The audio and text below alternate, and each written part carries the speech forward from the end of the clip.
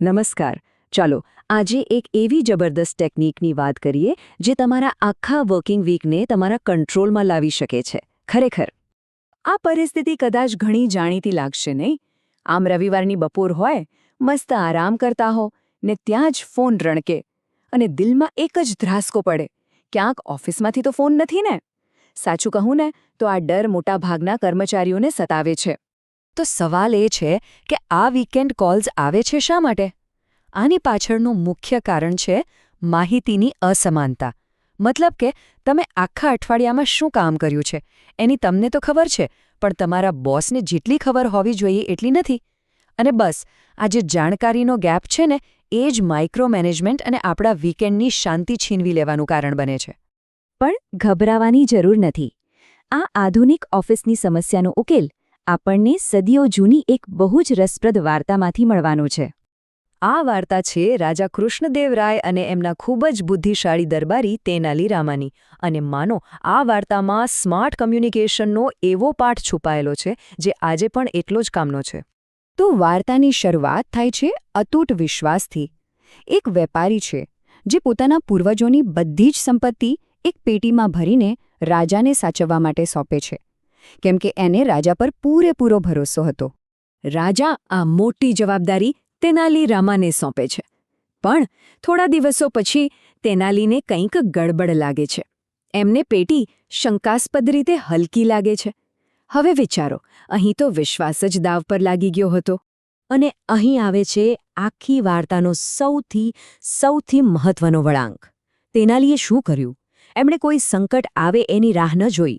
એમણે વ્યાપારી પાછો આવે એ પહેલાં જ તરત જ જઈને રાજાને આખી વાતની જાણ કરી દીધી. આ એક નાનકડા પગલામાં જ આખી સમસ્યાનો ઉકેલ છુપાયેલો હતો. જોયું? તેનાલીના આ એક જ પગલાએ રાજા અને એમની વચ્ચે જે માહિતીનો ગેપ હતો એ પૂરી દીધો. હવે રાજાને પણ ખબર હતી અને તેનાલીને પણ. કોઈ અંધારામાં નહોતું. બસ આને જ કહેવાય માહિતીની સમાનતા. અને આને કારણે જ ભવિષ્યમાં કોઈ કોઈના પર દોષનો ટોપલો ઢોળી શકે એમ જ નહોતું. તો ચાલો હવે સદીઓ જૂની આ વાતને સીધી આપણી આજની ઓફિસ લાઈફ સાથે જોડીએ.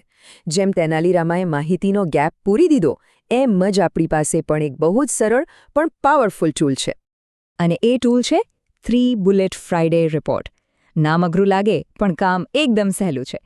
બસ દર શુક્રવારે કામ પતાવીને એક નાનકડું ઈમેલ મોકલવાનો, જેમાં ફક્ત 3 જ મુદ્દા હોય. પહેલું, આ અઠવાડિયે કયા મોટા કામ પાર પાડ્યા. બીજું, આગળ જતા કોઈ સમસ્યા આવી શકે એમ છે કે કેમ. અને ત્રીજું, આવતા અઠવાડિયાનો પ્લાન શું છે. બસ આટલો જ, પણ એની અસર જબરદસ્ત છે. તો હવે સવાલ એ થાય કે આટલી નાનકડી આદતથી ફાયદો શું? સાંભળો, આ ખાલી એક રિપોર્ટ નથી. આ તો તમારા કામ પર તમારો કંટ્રોલ પાછો મેળવવાની એક ચાવી છે. જરા આ ફરક જુઓ. એક બાજુ છે સતત માઇક્રો મેનેજમેન્ટ, ટેન્શનવાળા વીકેન્ડ કોલ્સ અને વિશ્વાસનો અભાવ. અને બીજી બાજુ કામ કરવાની પૂરી આઝાદી, એકદમ શાંતિપૂર્ણ વીકેન્ડ અને મેનેજરનો તમારા પર કમાયેલો ભરોસો.